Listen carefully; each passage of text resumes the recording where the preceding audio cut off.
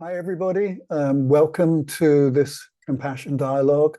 Um, this particular dialogue is with Michelle Pilley, who has been CEO of Hay House for quite a while now. I can't remember how many years, but we first met maybe 2 decades ago. It's good over 20 years, yeah. 2002. Well, yeah, 22 actually. Yeah, that's right. And Yeah. Yeah. fantastic. So, listen, you're very, very welcome. We're very pleased to have you here.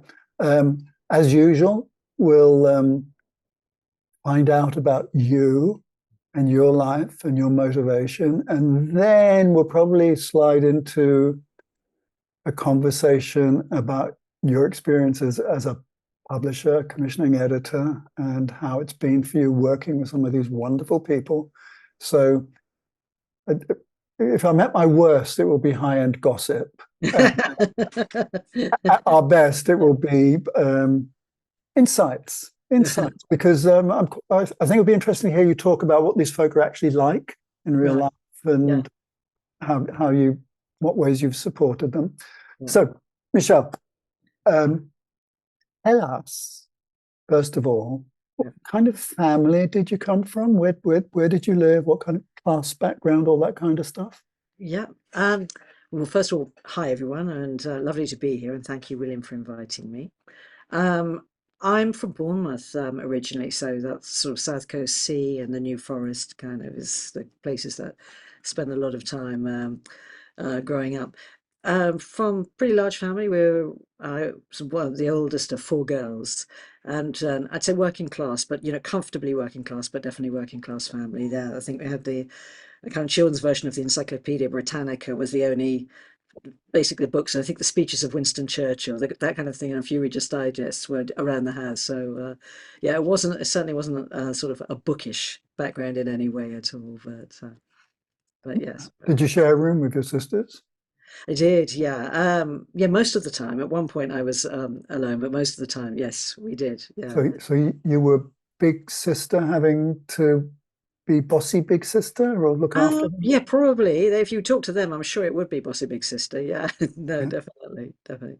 Yeah. And can I ask what your dad and mum did for a living? Just curious. Sure. Mum didn't really, I mean, she was basically, she worked a little part-time in the post office, but mostly was an at-home mum. And Dad was an engineer for British Aerospace, so kind of in that factory kind of full-on in sort of environment, but in electrical engineering was his sort of background. So yeah, Yeah.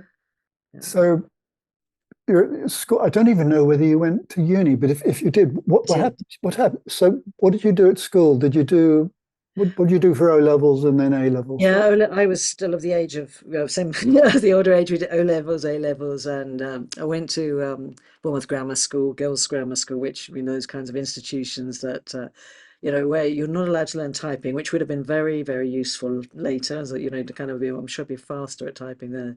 You weren't allowed to do that. You were allowed to study Latin, and but you weren't allowed to. We did that was a compulsory part of the syllabus. Very, it's really uh, great education, but yeah, So not.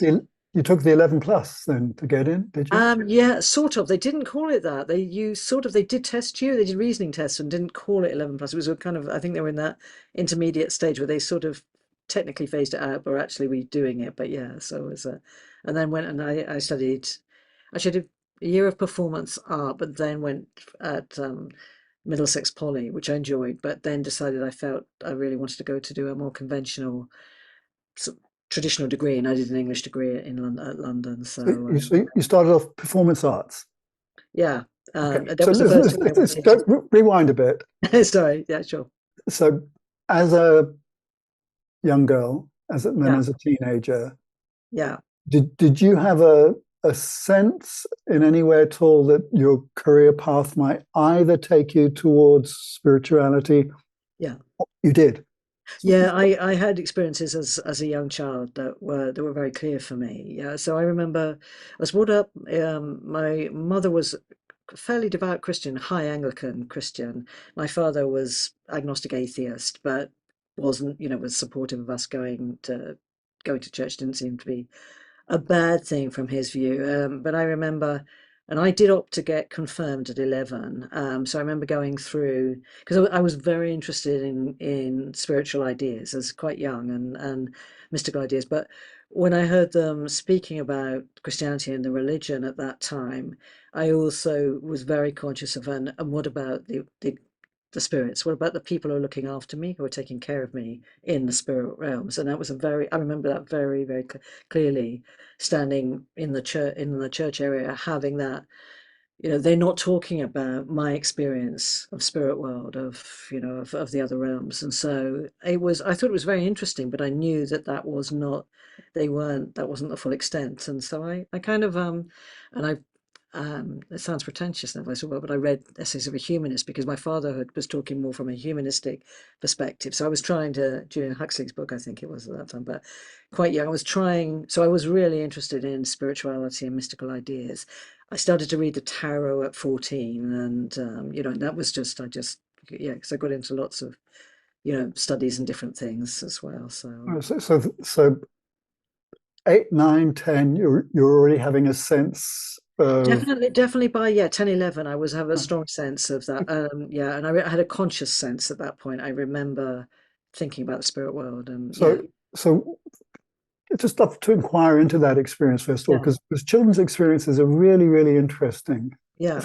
and wondering whether it was just a kind of quite a quiet knowing as opposed to pictures and stuff. Yeah, I wasn't seeing visions. Lots of, authors and friends who've had very direct clairvoyant visions. I just knew. I've always just known that spirit world's there and that I'm looked after and taken care of. I've always known that. And did you have conversations with it as a Yeah, child? I would do sometimes, and sometimes it's more in a mental stage. Sometimes there've been sort of seminal moments where something's just become clear that this is going to be like this, or you're going to do this, or um, Can you yeah. remember one of I've had those? certain points where I've been protected as well that have been very clear. So Oh, it's you said there were seminal moments. yeah. Well, Give just us an example. there's one. It's one. Well, just in terms of the moment that I was describing before, when in the church arena, where I was just thinking about being confirmed and thinking about what I felt. And that was just a moment of just standing, and it was a lovely church we used to go to, St. Francis of Assisi. It was based, so it was styled for that, and high Anglican. I quite liked because they had, I mean, they even had confession in that church. So it's very, sort of influenced by the Anglo-Catholic. I mean, I like mysticism. I like ritual and ceremony and things. So I kind of explored that. But just standing there thinking, I know that the teachings aren't complete, the words and everything. And I had a strong sense of Christ. I've always had a very strong sense of Christ. So not something you can talk about a lot to evangelical Christians, but I have a very strong sense of Christ and the Christos. So, and I had that experience there, therefore, very much. All right. So at heart, in my language, many people's languages, you are a natural mystic. It's just the way you are.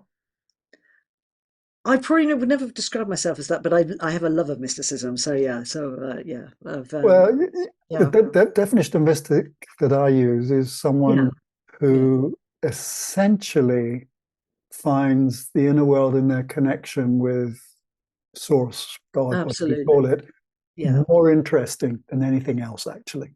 yes. And Yeah, then I 100% am. yeah, Yeah. you are a natural mystic, right? No, I don't. No, Yeah, 100%. and then but you had a part of you that was performative, so that took you Um, into performing arts. Was it theatre yeah. or? I did. Well, I did. I think I had because I felt creative as well. When I wasn't, I liked reading and words, but when I at 18, it felt performance art felt very interesting because it was just at the time where it was actually. I went and I mean I studied dance, but I picked it. So I did that at 16 knowing that I wanted to study performance.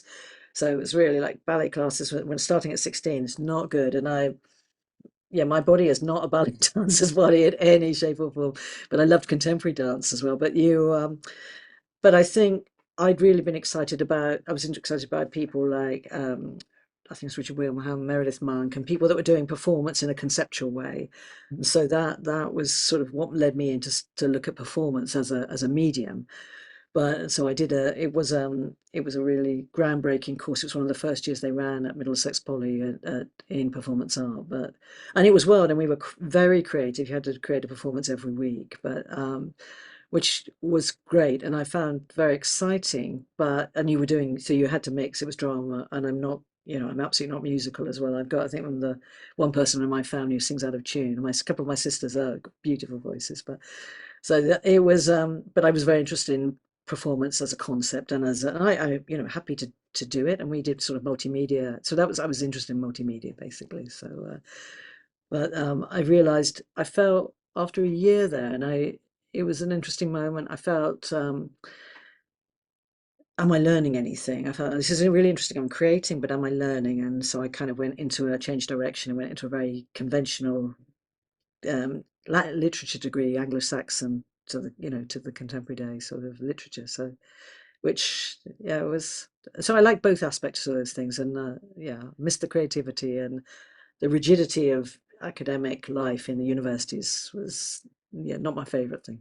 But It's interesting because as we, if we were to fast track forward, yeah, publishing is a hugely creative endeavor, yeah, hugely yes, creative. So you've married your creativity with your kind of focused, yes, slightly with academic. spirituality, yeah. Yeah. So Would here's a little grenade question. Are you still dancing? Just curious. I love dancing. Yeah, I do. Yeah. Yeah, no, I didn't, but I wasn't. That was really, you know, it was a stretch to be trying to do. You know, I remember a point at the end where they said you're going to have to go on a diet if you're, you know, to get the shapes right. And I thought, oh God, you know, I'm not. Yeah. Um, but no, I love dance. I absolutely love dance. Yeah, it's yeah, it's, So I'm fast forwarding, and yeah, no, sure, I'll rewind in a minute. Do you yeah. do five rhythms dancing and things like I did that? a little bit of five rhythms with Jakob and Suzanne, and you know, and Darling Khan. A little, only a little bit. I like it. But I'm, you know, I love any opportunity to dance really. So, So but I don't get, yeah, so you funny put enough, actually, I get it with of an age, you know, that William, just there aren't as many opportunities for dancing as, but maybe I'm just not finding them in the right places. But um, well I put on music at home and dance at home all the time. yes, I do as well. I do that. Yeah, All right, there it's out coming out. Right. I do. You'll find me dancing to the music of a television commercial sometimes. Just Right, right. so, Uh, so there you are. You're in your early 20s. You do this literature degree. yeah. And then what happened to you next? But you're still having this mystic stuff. Yeah, I mean, I had yes, I mean, I did. I went to when first went to London because I was trying to work out. I was trying to understand, you know, spirits and my experience with them. So, and I'd studied quite a lot of sort of esoteric, metaphysical things like tarot, and you know, and exploring quite a few of those astrology and quite a few of the disciplines and crystals and lots of you know Oh, learning. listen, let me pause you there.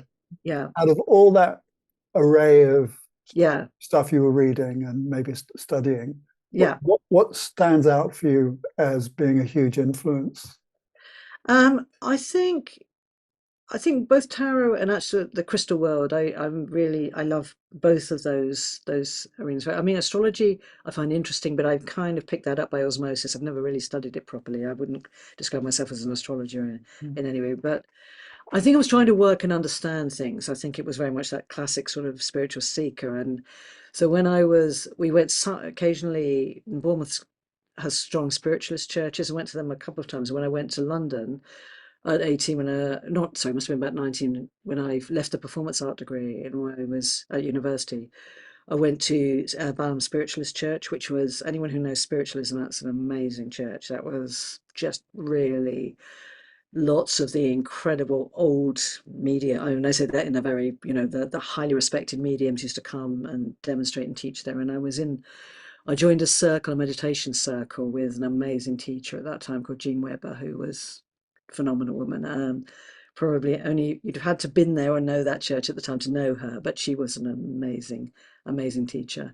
My first teacher in that way, and she. So it was very lovely. So we were working. They were developing sort of awareness and psychobility. It was explaining to me who the spirit world was, and I did. I spent quite a lot of time particularly with Balaam and with in circle with Jean, and she did. I she asked me to come into some. They were doing manifestation, and it was anyone who knows spiritualism, but manifestation work as well. They were building trumpets and building kind of other phenomena in a closed group in South London. And South London was at that time an amazing network of. There were some very extraordinary churches and very amazing people. And I did participate in that for a few times, and you felt it was interesting because normally you felt you did feel a tremendous sort of your energy did feel depleted at the end of those sessions because you were, I guess you were giving psychic energy. I didn't have enough experience to understand exactly, but I was conscious of that, and I think it felt for me.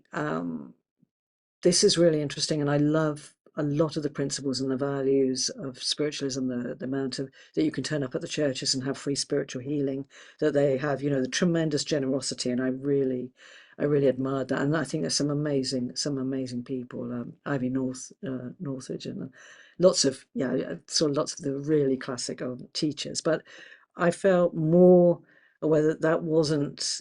I wanted to expand beyond that. So it kind of feel like shamanism and my interest in shamanism emerged out of that journey as well and exploration into that. So Did you do any channeling or platform work in the I church? didn't do platform. I did do in circle I would work, but I didn't it didn't appeal to me particularly to develop for platform. I If think it's not, circle was much more it was also it was working with the wisdom teachers, and it was actually being able to bring the wisdom as opposed to evidential. I wasn't doing so much work, but that sometimes has happened to me in my life. I have had spirit turn up to give a message to somebody, but I never looked for it. Yeah, so so if it's not too intrusive a question, yeah. when you were in those circles, was there a particular ally or guide that kept recurring for you? I've been aware of some guides that have been with me for a long time, and I didn't have sometimes in different mediums would tell you about different guides, and you kind of I always felt like okay, I take that on board, but I don't necessarily take that as concrete. I wait to see what Mm. feels right with me, and I know there have been certain teachers and guides who've been present for a long time. I haven't particularly wanted to it's an interesting thing. I felt that slight aversion to naming and anchoring too strongly into this is an Mm. identity type thing. So I've been quite happy with it being a little more amorphous than that in and feeling just the connection to those beings. But that was a little bit when it becomes a bit more in shamanic work, it gets a bit more concrete, I think, but it's different at that stage, definitely. There's a thread here I wasn't expecting to Right. inquire about, but I'm curious because the period you're describing of the spiritualist churches was wonderful. There was a lot of white light, so to speak, Yes, legal lodge, yes, indeed. and Yeah, and then the spiritualist culture somehow or other got involved in a little spiral of confusion, yeah, which led to the legislation, the government legislation, which yeah, said that spiritualist mediums cannot advertise themselves as being healers, or all yeah. they can do is advertise themselves Yes. as for entertainment purposes. Were Yeah. you around or at all? I was very saddened by Yeah. the legislation, and at the same time, it was a mirror Yeah. of what the state of the spiritualist churches and was like to a degree. Yeah. I know exactly what you're talking about. I didn't particularly. It wasn't something that happened while I was around in that at that time. It was a time where those the mediums that were working in that way, and our first author actually for Hay House was Gordon Smith, the psychobabble extraordinary medium, an incredibly genuine, authentic medium. He was in the when I first connected to him, he was he was working as a barber as well as being a medium, but the it was more of a time of where there was sort of dissension between the different churches and quite a lot of arguments between who was of this of this tradition or that tradition, the Christian spiritualists and non-Christian spiritualists, and quite a lot of sectarian kind of view. But they no, I didn't the when the legislation, I don't think it stopped the work in the churches so much as that, but I the and there I know for a fact, quite a lot of well-known mediums went into the theatre circuit, some of whom were definitely using plants in the audience, were using duplicitous methods and times. And I remember being when we um, took Gordon to around different theatres. We organised that as part of Hay House for him, and all over the country. And as I say, we're extraordinary medium. But we, in certain theatres, we were asked where they wanted the mics for the plants. We Mm. were shocked, absolutely shocked. And Gordon was, I mean, they were just extraordinary. But and then Yes. rather would not, rather than say names, but there are, if you don't mind, but it What is. did what did you find extraordinary about Gordon? Gordon, basically, Gordon is, I mean, he's an amazing evidential medium. But he's also a very extraordinary trance medium. His accuracy, I mean, in terms of, I've just been in so many demonstrations with him where it was with the level of detail of people's names, places, the favorite song of the person coming through. I mean, detail after detail after detail, and he's absolutely never fished, never probed for any kind of details. Would just say, I'm with you, person at the so and so, boom, here's the message. I mean, very remarkable Give, gift, give, but very serious about his spiritual practice, very serious about his development, and also worked very strongly, had natural connections to Sami Ling and to the Buddhist lineages as well, and so Gordon's an interesting man. slowing you down just for a second. Sorry, Give, sorry. give everybody who's watching, listening, his name and the title of the first book he published. Yeah, so it was Gordon Smith, and we did the first book. I think it was called The Psychic Barber because that was his. He did a The three-part. Psychic The Barber. Psychic Barber. Sorry, he was literally working. I mean, I will tell the story. There's a story that I love particularly about Gordon and signing up Gordon because I saw we opened the office in January for Hay House 2002. And just prior to that, I started in about November, December, just ahead of that, before we formally opened the office. And I was thinking about which authors could form Hay House. I'd worked previously for Thorson's at HarperCollins, and this was Hay House and Louise Hay's list. And I was thinking who were the right kind of authors that we need to bring forward anyway. And then I saw this Equinox documentary about Gordon. I think it was called The Psychic Barber. And guys, I thought, it's obvious, and I knew enough about spiritualism to know, when somebody, well, it certainly appears to be absolutely genuine. And I know he'd been studied by Archie Roy, emeritus professor at Glasgow University, and put him, subjected himself to all kinds of rigorous tests. I knew he was, you know, very genuine and authentic. So I thought he'd be an amazing author. I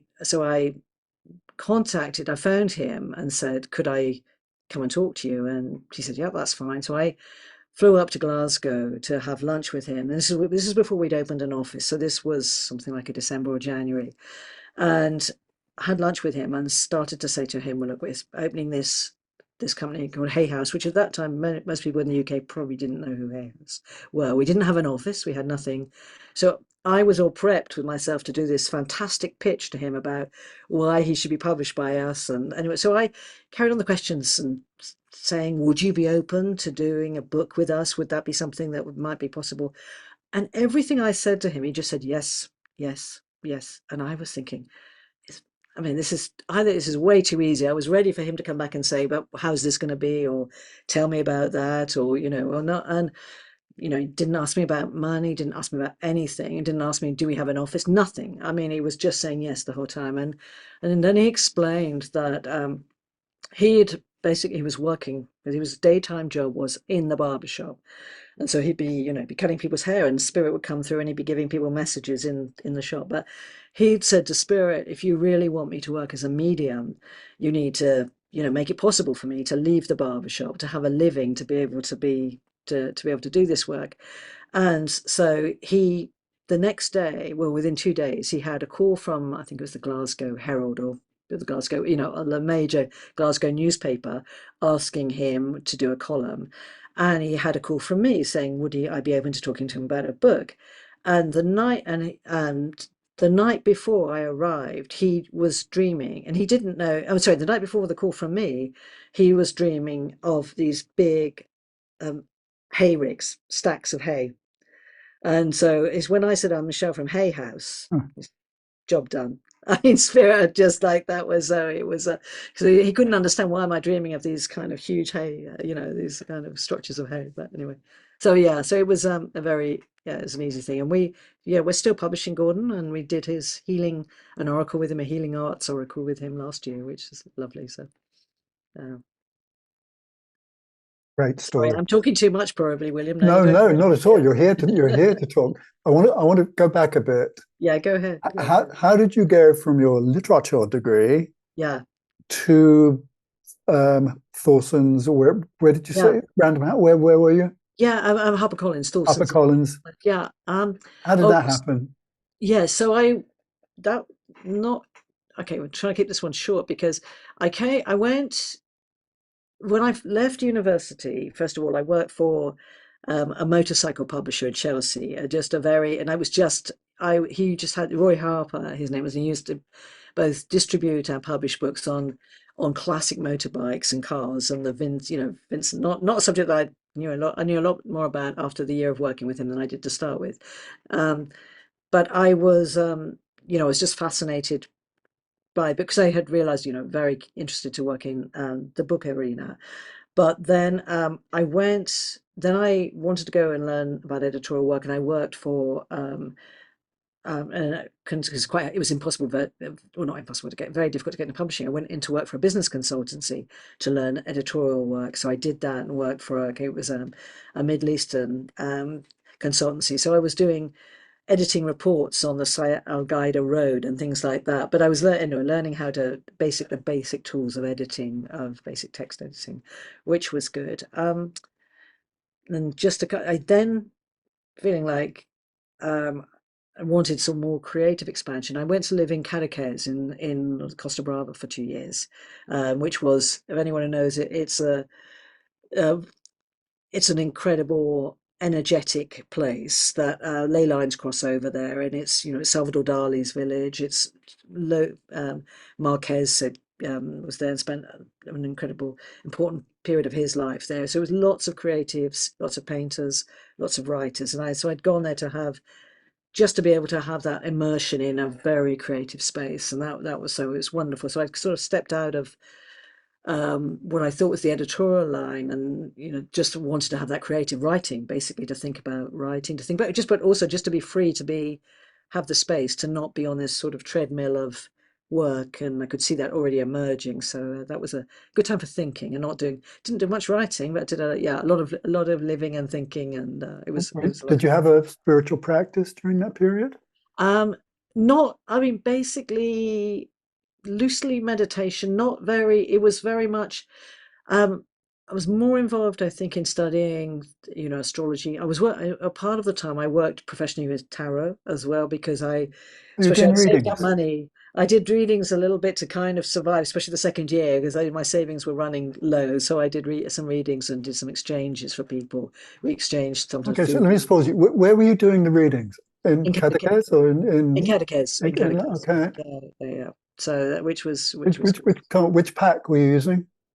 Um, I learned with the right away, which I think most people do, and but I was reading mostly for that at that time with the Aquarian Tarot, if people remember that. But that was the one that people always found the imagery very soft and easy. So I used that deck mostly for other people at Okay. that All right. So this is another angle on you that and people go, okay, wait point. a minute. There she is talking like a business person, right? Right, right. And then, oh, wait a minute, she was doing tarot reading as well. Okay, this is great.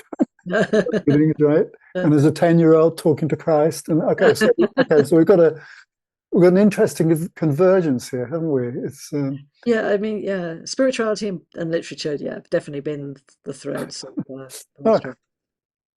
so how did you get involved with Hay House? Okay, so How did, yeah, I'll quickly dip from there because when I was in catechese, I realized what I wanted to do was study shamanism, and I okay, read at that time a book now that I probably don't respect a great deal of, but when I read Lynn Andrews, but I know who I know a lot more about now. slower when you Sorry, do a reference to a book, say it more slowly so sorry, people I beg can your pardon. catch Sorry, it. I actually at that time I read.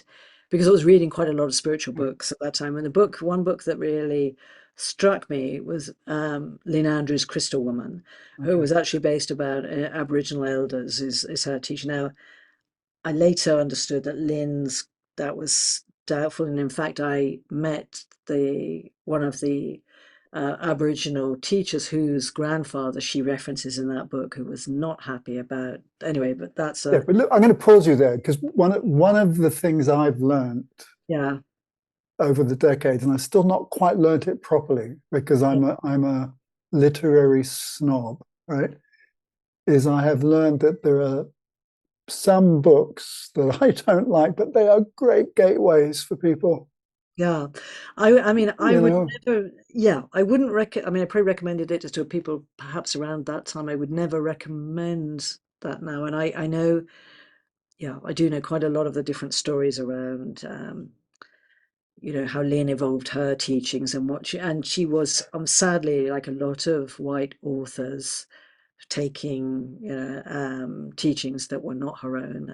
But yeah, this was also of the time as well, that people were less aware and less conscious than they are now, thank goodness. So yeah. But this is what I'm saying though is you sound as though you're kind of slightly mirroring my own kind of cultural appropriation snobbishness about yeah, things, I whereas in mean, actual it's fact, a big thing. uh, Cultural appropriation is a yeah, big, yeah, a huge thing. but those books, because the global village was only just beginning to emerge, Yeah, you yeah, know, no, totally, and totally. those books were helpful actually, even if they were not quite right, if they were slightly racist in a way that Yeah, I can now yeah. recognize.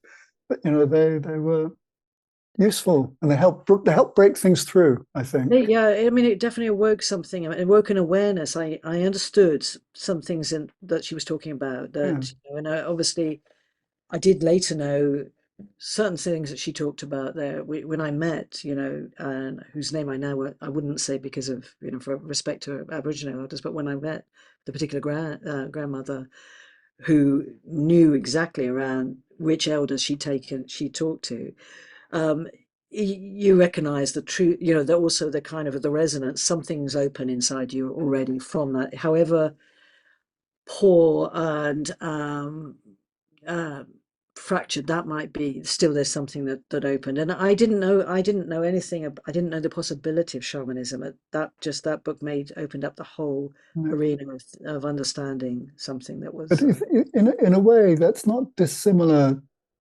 to what can happen in the church. The church is Oh, full of corruption, yeah, full of abuse and bad yes, guidance. Yet, nevertheless, it contains totally, it contains a drop of something beautiful and essential that is a gateway for people.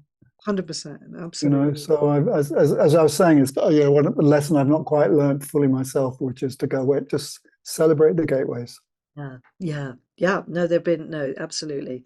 Yes, I know that's the thing you can, and I think you were just saying before we came on the call, sometimes is there are sometimes amazing teachers have shared amazing things. They may not be, they may have failings on the human level, but some of the wisdom that they're sharing, and that's always in an interesting dilemma or juxtaposition as well that you experience. So Well, that's something to talk about, isn't it? I that's mean, that's a big topic, isn't it? I mean, it's a big topic. it's I mean, because when I was working at St James's Church, we used to feel the spirits of a particular tradition Yeah. turning up in the church before the speaker arrived. Wow. You're Then right. the speaker would arrive. The speaker would be a neurotic mess, maybe Yeah. slightly narcissistic, but Yeah. they'd go into mode, Yeah. get out in front of the audience, and suddenly they were aligned and channeling Yeah. absolutely perfectly their teaching. Yes. Yes. No, And it it, was hugely important and useful for the people in the audience, including me. And then they'd come off stage yeah. And then you're back dealing into the with green human room and feelings and yeah, be very egos. wobbly neurotics, Yeah. just like the rest of us. No, totally. Totally. Yeah. So of the Hay House authors, of 20 years You've, experience of your Hay sound House. has gone slightly, William. I don't know if it's something, sorry, I don't know if that's just for me or if it was, No, my microphone came off. Ah, I that's was what it is. Now you're, gesticulating. Can you hear me now? Okay. yeah, I Okay. can, I can. Thanks for saying something. No, Um, no, of the Hay House authors, yeah, which ones have touched your heart really? Because what yeah, I want to do is try and not separate out. There's your spiritual path and your development, and there's your job, yeah. because I, you're in a lovely, yeah. There is, beautiful. I'm very fortunate to do the job I do. And there are moments where you think, oh my God, I'm right in the one way, I'm in the mess of, businessy things or, but majority, but it's very clear, mission-centered company that we work for that, and I feel very blessed to have spent time with, yeah, some extraordinary people and have the chance to be involved in helping information come out in the world that needs to be out there. But I think it's probably, you can imagine that working for Louise Hay was an extraordinary privilege and spending time with Louise. And to give an example of the opposite scenario to the one you're saying about St. James's, Louise was always extraordinary. I mean, she was not always easy. She was a very strong Libran, very much things were very, very clear. Especially older, I wouldn't necessarily, she didn't just stay and keep the small talk or the conversation. If she'd felt, no, this is over, she'd step back out. But the most remarkable woman to work for, she continually, all of the people who worked closely with her, she would correct us if we went into negative thinking, if we said things. So you'd never say something like, oh, that's a pain in the neck. You'd never say that around Louise. You'd never, that hideous expression that Kate was popular a few years back, to die for. Louise would have stopped anyone, in their tracks if they said anything like that. She'd always go, whatever you put in your mind, whatever you put in your body, be conscious, completely conscious about what you're saying and what you're doing. And so she was remarkable with that, and she always corrected us all. I remember saying to her one time when we were moving offices and we were moving from Notting Hill to Baker Street to the yeah, to think, and I was at the time I was disappointed to be losing the Life Centre, the fabulous yoga studio just around the corner there. And I said to her, the only problem is that won't have the yoga studio. And she said something better will be around the corner, and it absolutely was. I mean, it was extraordinary. I was, oh my God! But I thought she was talking metaphorically, but but she constantly said that. And if you said to her, "Have you ever done?" she would always say, "Not yet." She never closed. There was no closure, nothing, everything. And she trained us all like that, which was, so she was a remarkable, in terms of what you were talking about, merging the teaching and working. That was, she was absolutely a remarkable advocate for that. So, yeah, she had human failings, but she was very What remarkable. kind of vibe did she carry as a person? Was she nice to hang out with? Um, I'd say I am probably she was not easy to hang out with. She liked, she, I'm probably as a person, as a human, probably, I mean, we got on very well about, you know, the serious things in life. I probably wouldn't be the person that, she'd love to have lunch with or something like that. She liked, because she's very vivacious and chatty and kind, just different personality types. Because I But mean, to be honest with you, that level of positivism, yeah, positive thinking, I would find irritating, you know? yeah, I don't think you would have done in a sense. She would just constantly, because you would just draw us back in. So it wasn't like a kind of, she'd catch you and you'd think, actually, yeah, I can see I'm negatively conditioning something.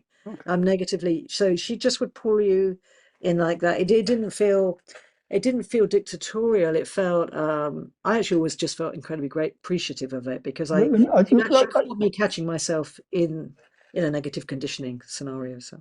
I'd love to, I'd love to push back on that just a little Yeah, bit no, sure. No, because the one person I know, for example, who was like that in the British Isles was Peter Caddy, one of the founders of right. Fintel. Yes, I didn't know him personally. And one of the things that I tend to associate that form of positive psychology with, positive thinking with, is an occasional lack of empathic compassion for depression, for example.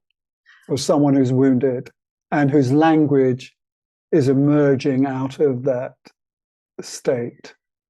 I never experienced that with Louise. Mm, I 100%. I'll tell you a story about Louise in terms yeah. of that, which the one that was one of the most touching stories that I've ever experienced with her.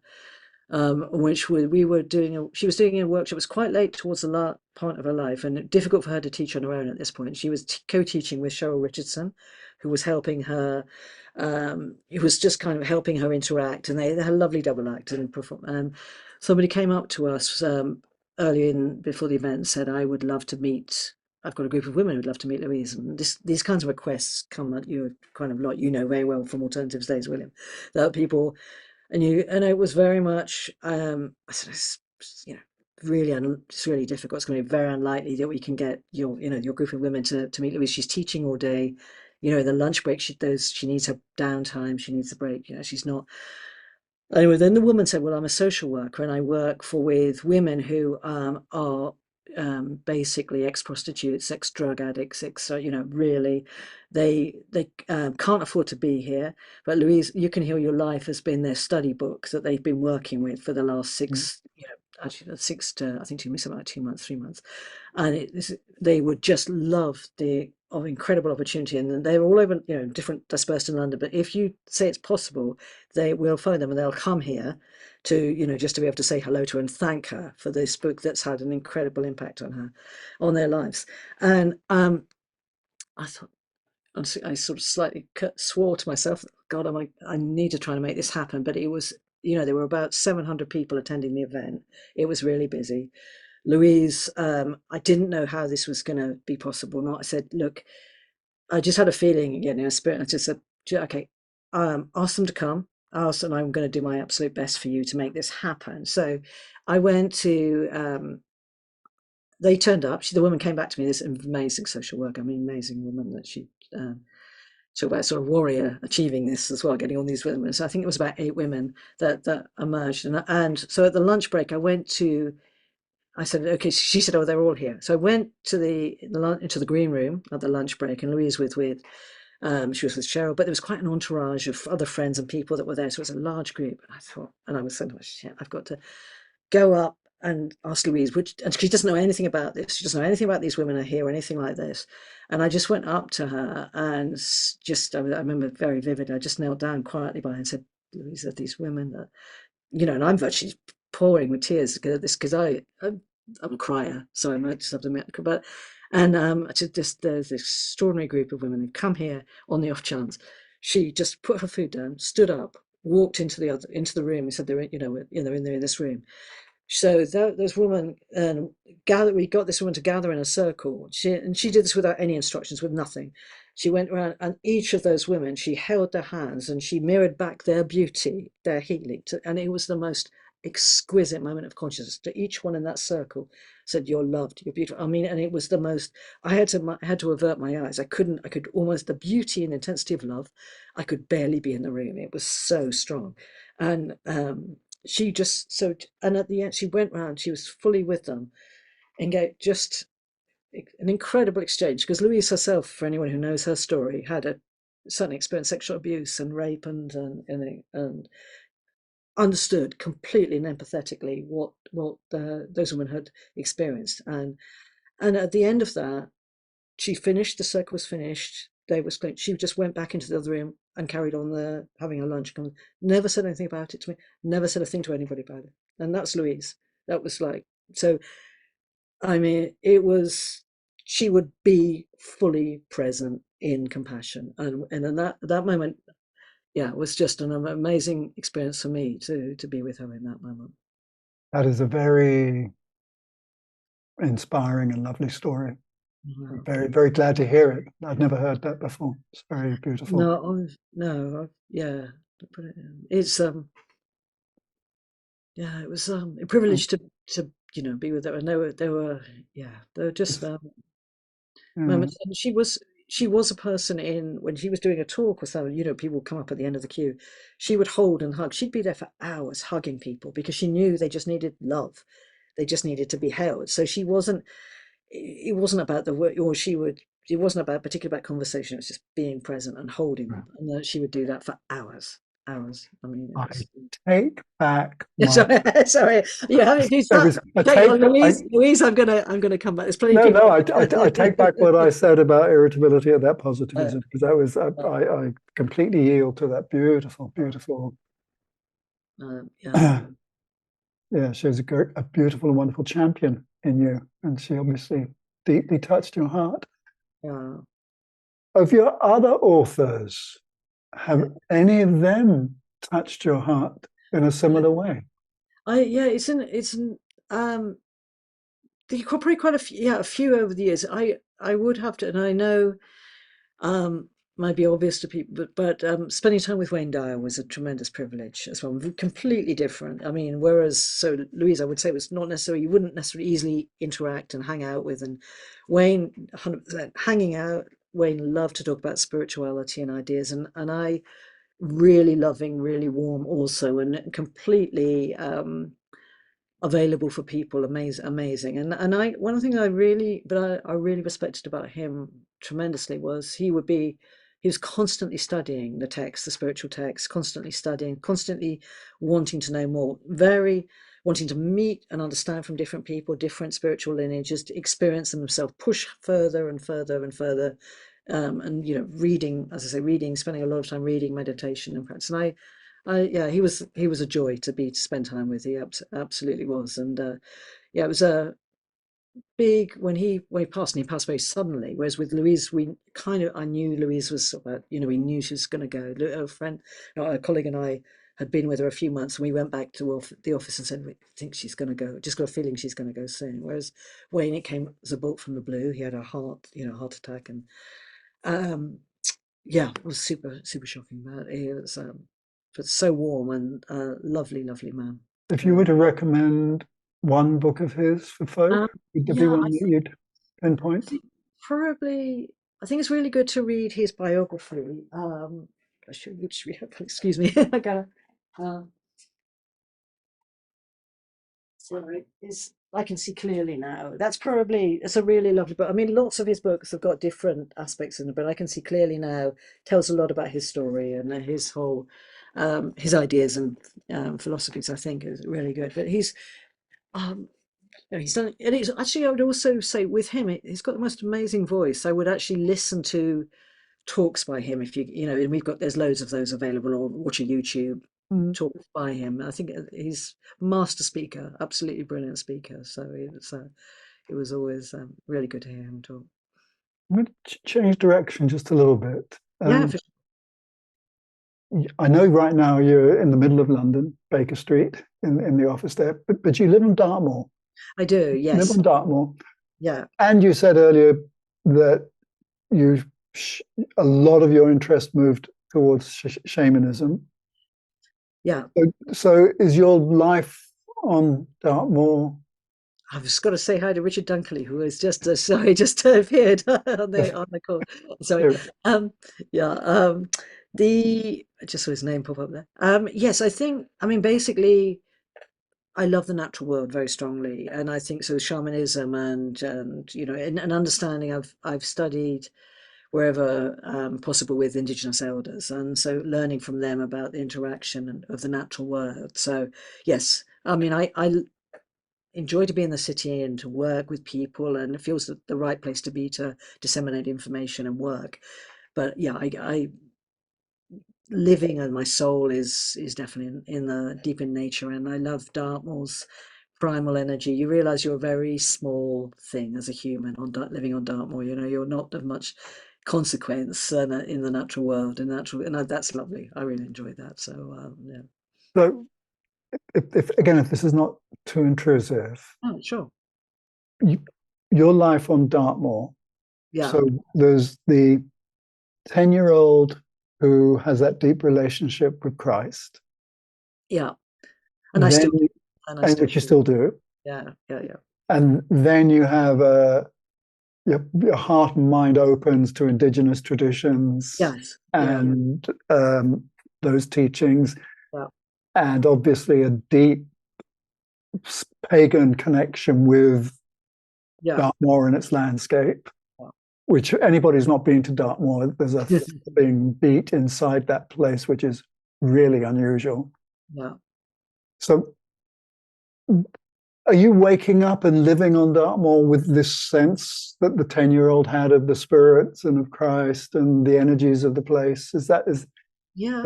Do Yeah. you have Unless I'm too tired or too out of balance. But yes, that's when I'm yes, that is my that's why I choose to be there, and that is what I experience. Yeah. So do you have a practice or practices or a yeah, rhythm of I how you I live there? Would you share I that with us? yeah, sure. I have several practice, different practices, and I have some that very much come from from trainings within medicine and indigenous traditions, the shamanic traditions as well. And I've also been a student of Yungdrung, the Tibetan tradition. Say it again, Of louder. Yungdrung, so it's the Tibetan tradition as well. So I have that practice as well, and I've studied probably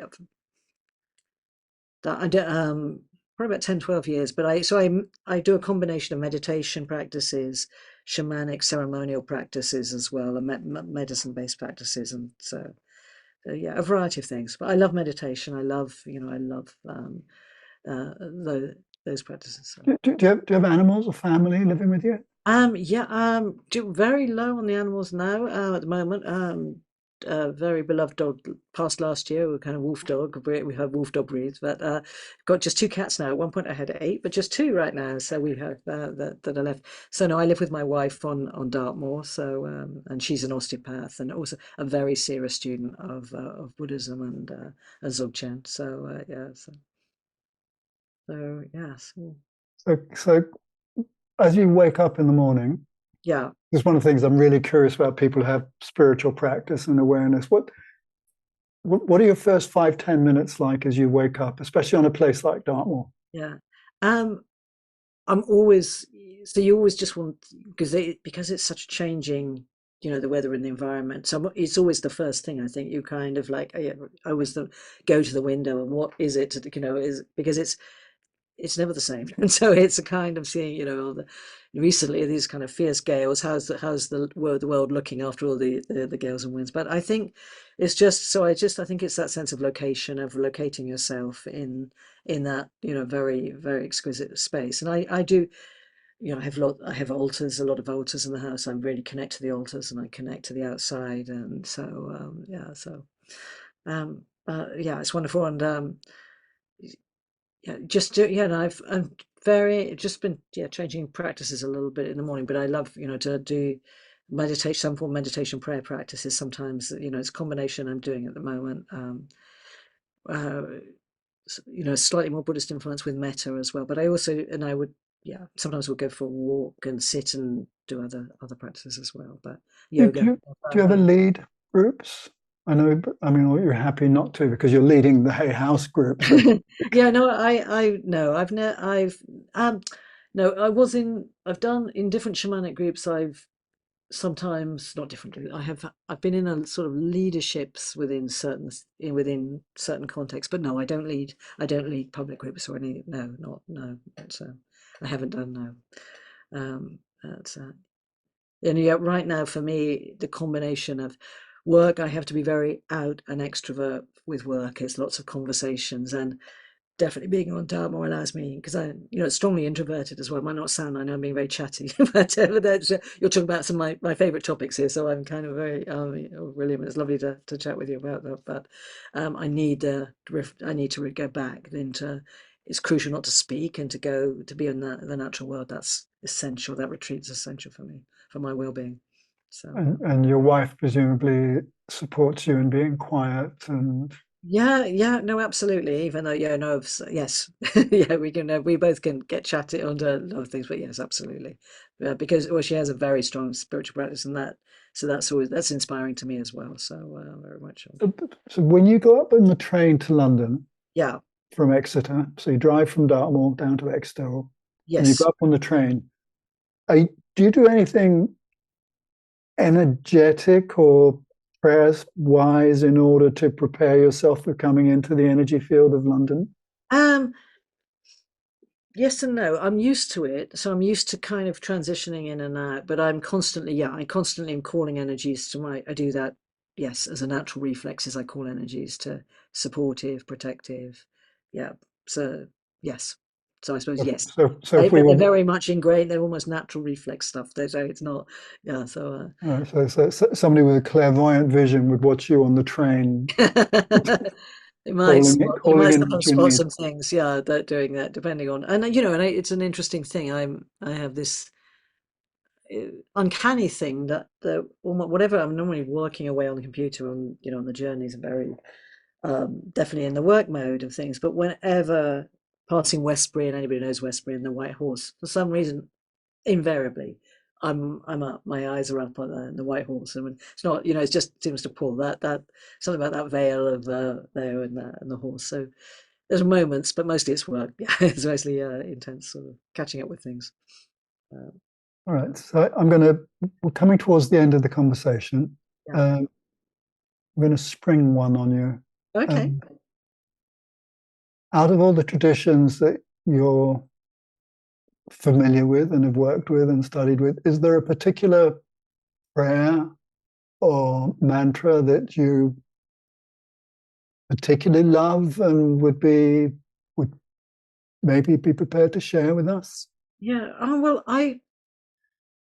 um I mean I love metta, and if anyone, I just find metta is, you know, the, you know, so it's something that you can, and you can bolt it onto other things you're doing, and it feels like it always comes back. So and my metta prayer, which, you know, may all beings be safe and protected, may all beings be healthy and strong, may all beings be happy and joyful, may all beings be at peace and at ease. That metta prayer is the one that I use very, very All much right. so. So I'm going to put you even more on the spot now. Right. Would you say that prayer again, but Yeah. just fractionally more slowly? Yeah, let me try. So yeah, it's trying to go to do Yeah, that. I know, get into the Yeah, groove. Yeah. no, of course, happily. So, may all beings be safe and protected. May all beings be healthy and strong. May all beings be happy and joyful. May all beings be at peace and at ease. Um, yeah, so, and that's one, yeah, Amen. amen. Yeah, so, yeah, I think that's a good place to bring the conversation to an end. Um, it's been very, very interesting and beautiful watching the way you entwine your work life with your spiritual practice and your awareness. It's inspiring. thank you. That is Um, a practice, you know, it is how do you embody the spirit in that. So that's something that, yeah, is absolutely, yeah. And yeah, I'm very, very fortunate to be in the position I can to be able to do that. So I'm yeah, but very you've grateful. worked at it. You've created a work life that actually integrates everything that will Yeah. support you and Yeah. is of great service to others as well. So gratitude to you, Wow. Michelle. No, no, no. Well, no, thank you. Thank you. Thank you.